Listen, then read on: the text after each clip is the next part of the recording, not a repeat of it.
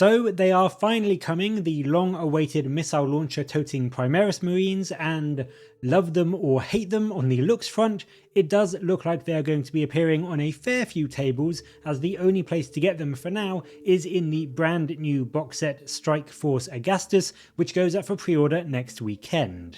But whether you do like them or not, or whether you just want to make the most out of them if you're planning on getting the box set anyway, GW have given us a bit of a helping hand by showing off a few of their weapon rules today. And these guys are what is called a Desolation Squad. Much like the Hellblasters, they come with a mono build loadout, and what this means is that you can't choose each turn when you're firing between shooting a frag round or a crack round like you can with Firstborn Devastator Marines. These guys instead have a dedicated missile type which you bring, and you use that all game. And what these are called are, yes, you may groan and think this is incredibly cheesy, but bear in mind the naming convention does actually go back to 2nd edition, maybe even Rogue Trader, I believe.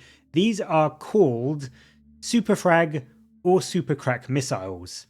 And yes, I know that is incredibly cringy, but you can't blame it just on Primaris. This isn't just Primaris cringe, this is 2nd edition Rogue Trader cringe as well. The Super Frag are, as you would expect, juiced up frag missiles with D3 plus 3 shots at strength 4, -1 AP, 1 damage with the blast rule, and the Super Crack are again, much like you would expect, juiced up crack missiles, sporting 1 shot at strength 8, -3 AP, and D3 plus 3 damage. So they are pretty much what you would expect them to be, just buffed up versions of Firstborn guns. The Super Crack is a solid chunk better than a las cannon against most targets. Against anything except toughness 9, you are essentially getting just a flat bump to D3 plus 3 instead of D6 damage. The rest of it is almost exactly the same, and the Super Frag is less exciting, I would say, but it's still a minimum of 4 bolt rifle shots, so it is going to be fairly decent depending on the price at clearing out enemy chaff units.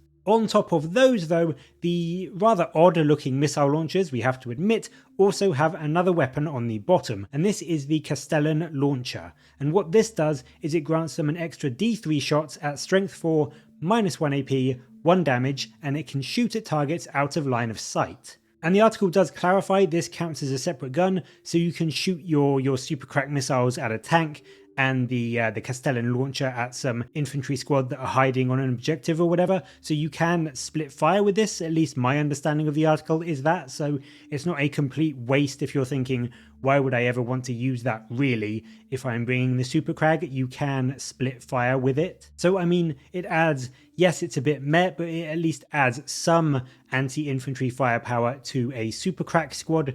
But if you bring it on the Super Frag squads, this actually brings each model to a relatively solid 3 plus 2d3 bolt rifle shots. So they have got quite a lot of anti-infantry firepower coming out of them at that point, and they are going to be really quite good, especially with their 48-inch range, at blasting down, Tau Fire Warriors or Guardsmen, and even toughness 5 things like Orcs will just start to fall under that weight of fire. And then finally we have the Sergeant. He can replace his Super Frag or his Super Crack launcher with a Venga launcher. The Venga bus is coming apparently, which is a heavy D6 strength 6 -1 AP 2 damage shot that again can shoot things out of line of sight. I think personally this is a bit of a meh middle ground between the Super Frag and the Super Crack. I don't think it's bad, and 2 damage is quite helpful with all the 2 wound infantry that's in the game at the moment, so it could be worth bringing depending on what it costs and if you know what your enemy is going to be. But I would say probably for me anyway, I'm going to go with the Super Crack if I know there's going to be lots of enemy tanks and monsters and hard hitting things in the army, or just go with the Super Frag for the weight of fire if I know I'm going up against, orcs or something with a load of infantry on the board.